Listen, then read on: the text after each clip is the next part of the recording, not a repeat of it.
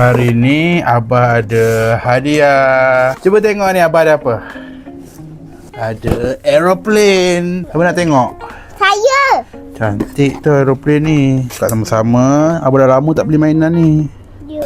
Ni Abah beli ni untuk Anah dengan Arisa. Ya. Main sama-sama boleh? Buka ni. Sini ada. Tarik. Ada apa? Ni kapal terbang murah ni. Wow, aeroplane ni manual. Ni ada ni. Lepas tu ada apa ni? Oh ni kipas dia lah, spare kipas dia dengan kabel charger dia. Dengan ni. Ni ada bateri. Dengan ada ni. Dengan ada controller dia, tunjuk kat ibu. Controller dia. So yang ni pun bateri juga ni. Ni yang beli satu mungkin ni set yang 2 bateri kot. Kita dapat 2 bateri. So jom kita pasang. Kita masuk bateri kat sini. Abang rasa masuk sini. Masuk sini, tekan. Lepas tu on. Hah, hidup.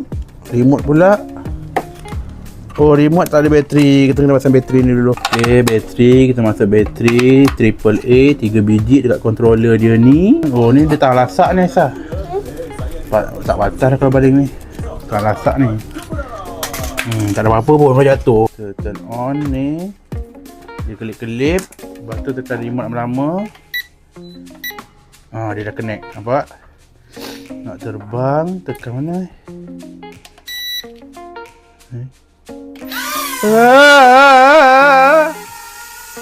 Oh.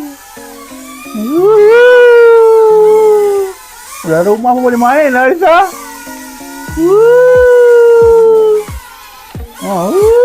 Sebelah tangan boleh kawal nampak.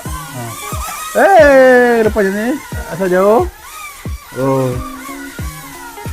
Naik, pusing. Budak-budak pun boleh main tau ni. Senang gila kontrol dia.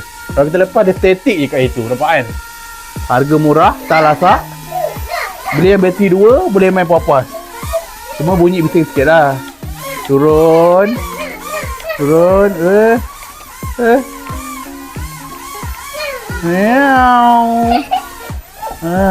Dah link kat bawah.